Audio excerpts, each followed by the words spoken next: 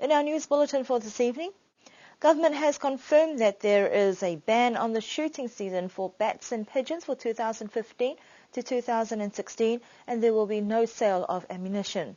Broadcasting Corporation's television and radio services are to be expanded, and there will be a rebranding expected in 2016.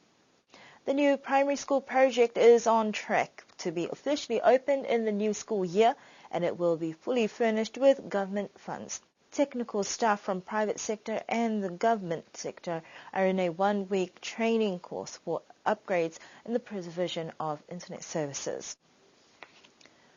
Government has taken a staunch stance and banned the shooting season for pigeons and bats from 2015 to 2016.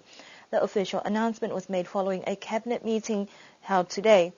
For some, this latest revelation has come as a surprise because the annual firearm licenses have already been paid for this year, and questions have come across: what use is a firearm license if you cannot use it due to lack of ammunition available? Chief of Police Tony Edwards says that the firearm license registration is a requirement by law and not necessarily for the ammunition. The decision was made while the ammunition shipment was on its way, and it is now on island in storage.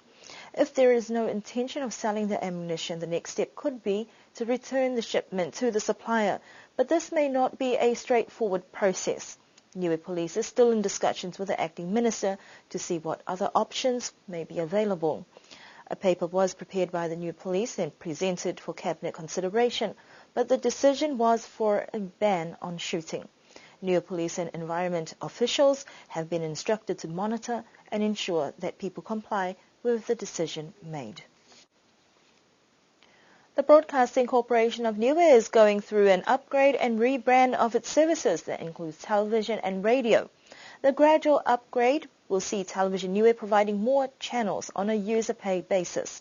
Niue will become one of the first Pacific nations to offer more than 4 television channels in February next year. It is expected that TV Niue will switch from a single channel to add 12 UHF channels.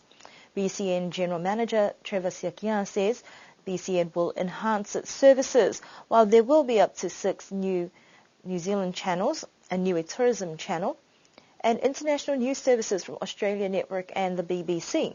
These upgrades will mean that each household would need to install a UHF aerial and a set-top box in order to receive programs.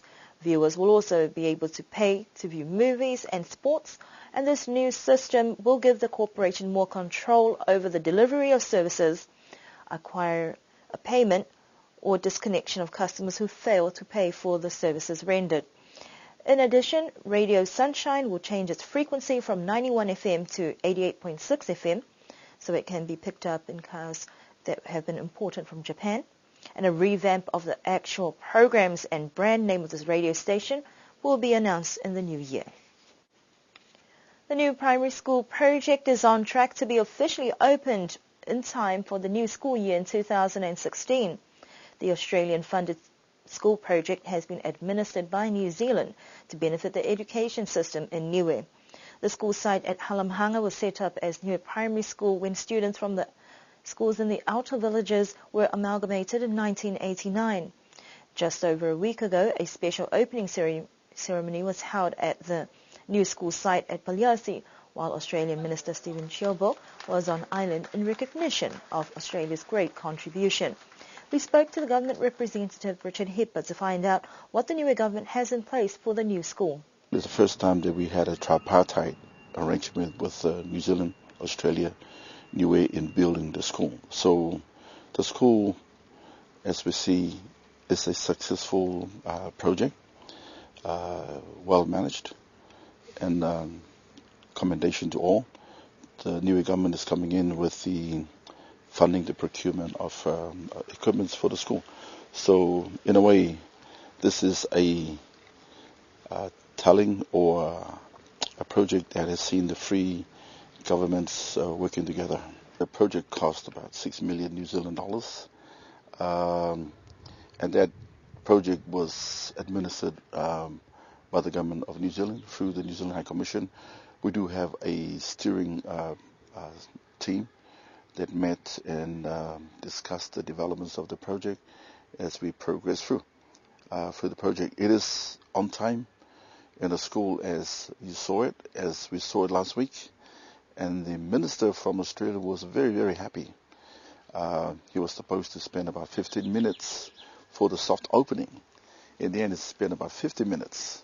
I think he was so happy, so proud of the school, but also seeing where the Australian money went into the project, and to see the design in the building as it is last week, as we see today, he was very, very happy with that. And also the other projects launched where the Australian funding is going to.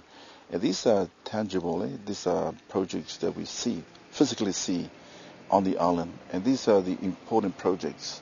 And also knowing for sure and certainty where the money is going to and the money being well managed, etc.